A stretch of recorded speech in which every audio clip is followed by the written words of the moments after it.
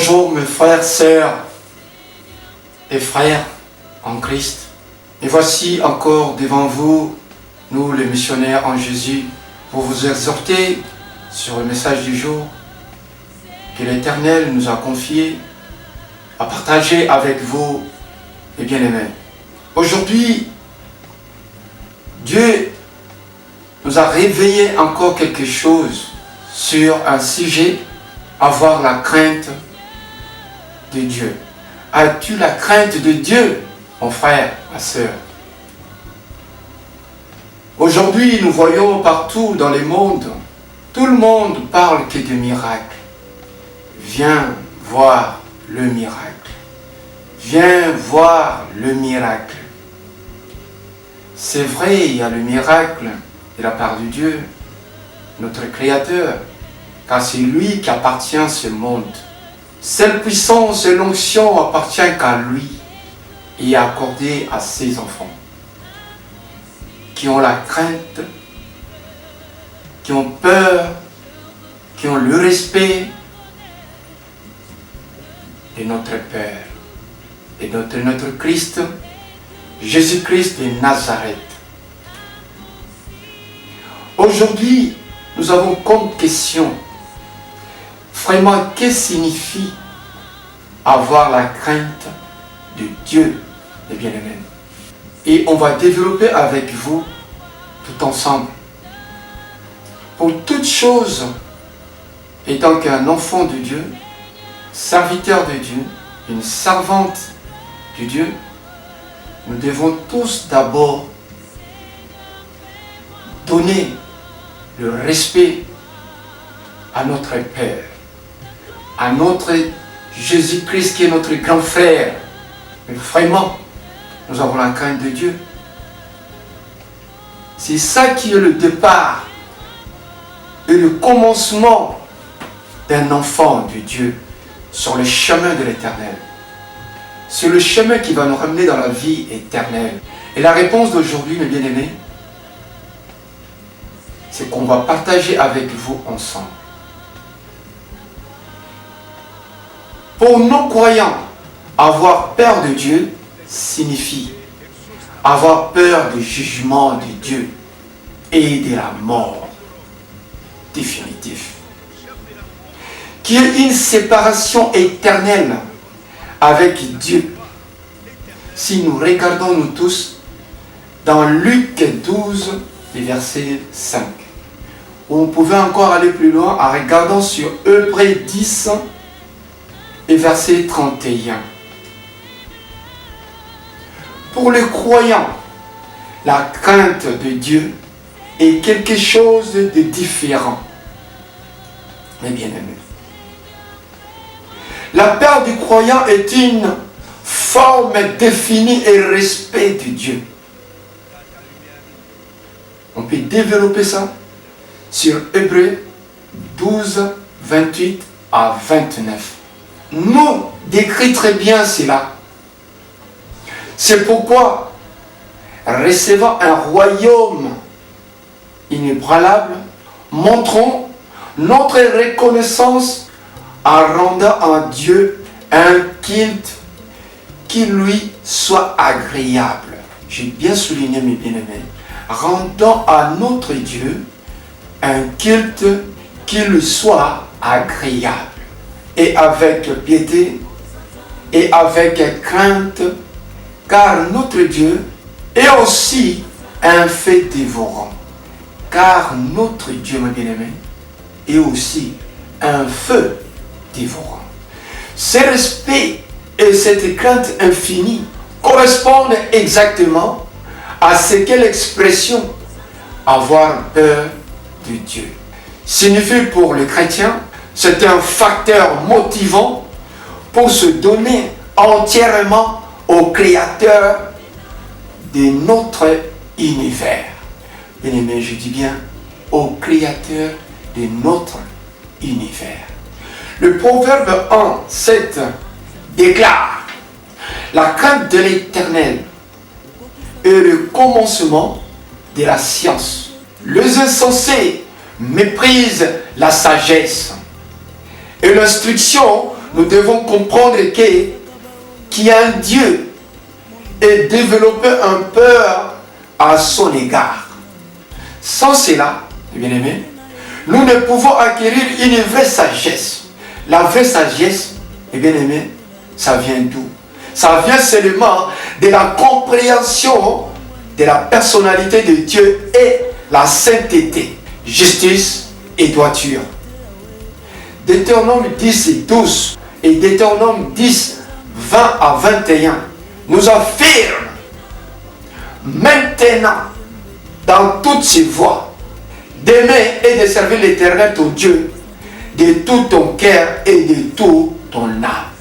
Tu ne craindras l'Éternel ton Dieu, tu le serviras, tu t'attacheras à lui et tu le jugeras par son nom. Il est ta gloire et il est ton Dieu. Celui qui a fait au milieu de toi ces choses grandes et terribles que les yeux ont vues.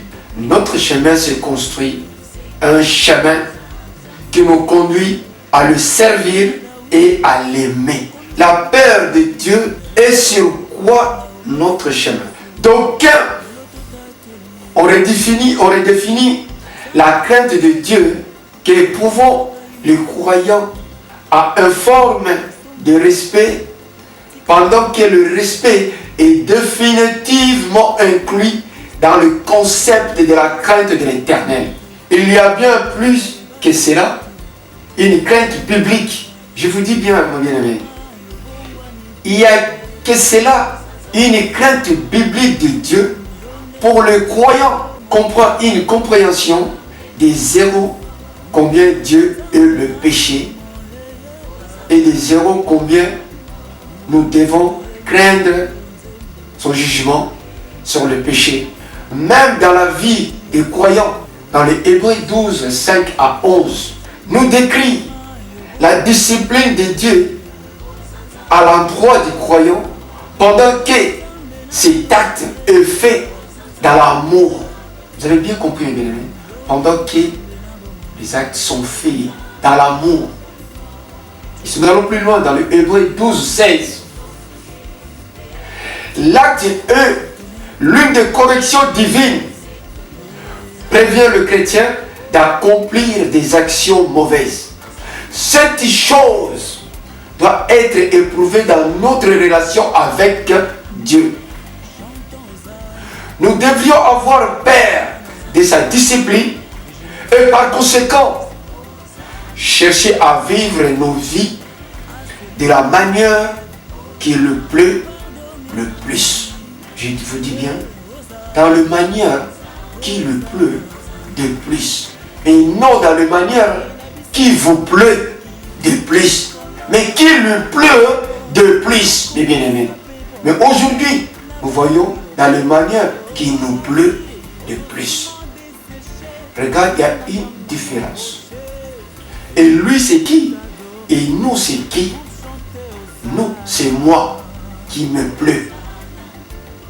Mais lui, le Père, qui lui plaît à lui de plus.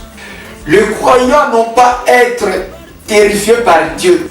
Mais nous n'avons aucune raison d'avoir peur de lui. Nous avons sa promesse que rien ne peut nous séparer de son amour. Si toi tu crois qu'il y a quelque chose qui doit vous séparer de son amour, qui doit vous séparer de ton Dieu, mais rien ne peut, moi, me séparer. De toi, mon frère, ma soeur, de lui. Lui, c'est qui? C'est notre Père Céleste. Quand nous regardons encore plus loin sur le Romains 8, 38 à 39, nous avons sa promesse qu'il ne nous quittera, ni ne nous abandonnera. Sa promesse ne nous quittera jamais et nous abandonnera jamais. Et si vous regardez dans le Hébreux 13, 5, avoir peur de Dieu signifie donc avoir le respect pour lui. Ce qui a un grand impact sur la manière dont nous vivons nos vies. La peur de Dieu est le fait de le respecter. La peur de Dieu est de la sorte qu'il donne un respect à notre peur, à notre Père plutôt. excusez-moi, de lui obéir. C'est pour cela, mes bien-aimés, en regardant, en lisant la parole de Dieu, en respectant et la crainte de Dieu, vers lequel je marcherai, suivant sa volonté, et Dieu accomplira des missions, des miracles, et tout ce qu'il a planté, tout ce qu'il a mis sur moi, sur le projet depuis ma naissance. Vous pouvez continuer, et dommage, le temps qui m'a été accordé sur le plateau est totalement arrivé au bout. Je m'arrête là, tantôt à la prochaine occasion, suivant la volonté de Dieu, où nous devrons continuer sur le même sujet, ou nous devrons continuer sur le sujet que le Saint-Esprit va nous guider. Nous, les missionnaires en Jésus, aujourd'hui Dieu nous a donné un thème de partager ensemble avec vous. C'est pour cela aujourd'hui nous sommes devant vous. Le jour viendra sur le sujet qui va nous accorder encore. On sera encore là devant vous. Mais on est toujours là, en train de vous donner, en train de réveiller les enfants de Dieu qui dorment encore à la maison, qui ont eu des déceptions de gauche à droite. Mais Dieu est là pour toi et moi. Ne regardez pas les autres. Ce n'est pas eux qui sont ton Dieu. Mais toi, tes yeux vers le ciel. Tes yeux vers ton Dieu. Ton cœur qui est ton église vers ton Dieu. Tes oreilles doivent écouter le message, l'appel, tout ce que le Saint-Esprit te parle. Mais non quelque chose d'un homme de Dieu, un serviteur de Dieu, une servante de Dieu qui t'a frappé. Non. Tu seras toujours frappé quand tu es un enfant de Dieu, quand tu l'obéis, quand tu le suis. Mais tu seras toujours avoir des problèmes devant toi. Mais comme tu es un Dieu vivant, le créateur de la terre et du ciel, le maître de toutes choses, le seul qui a la puissance et l'onction dans ce monde, car cette onction et la puissance là et le miracle que nous cherchons tous dans ce monde, ça appartient qu'à lui seul. Je ferai toujours confiance en lui. Mes yeux, mes oreilles, ça sera que vers lui. Je vous bénis tous dans son nom puissant. Que c'est lui-même qui tient ma main, c'est lui qui vous bénit dans sa puissance, avec son onction qui descend pour vous, qu'aujourd'hui la décision que vous avez prise, que ta vie doit changer à travers la crainte de Dieu pour que ton chemin soit éclairé jour et nuit. Je vous aime tous par l'amour que Dieu m'a donné, que au nom de Jésus-Christ de Nazareth. Amen.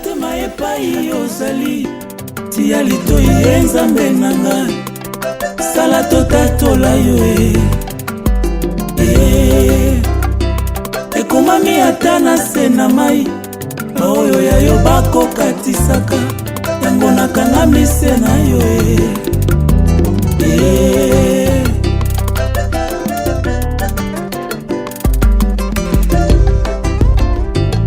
lola ne fanelo na yo mabele enatelo na yo okotanga matanga ya mvula tango ekokitaka papa ebongo na belela nani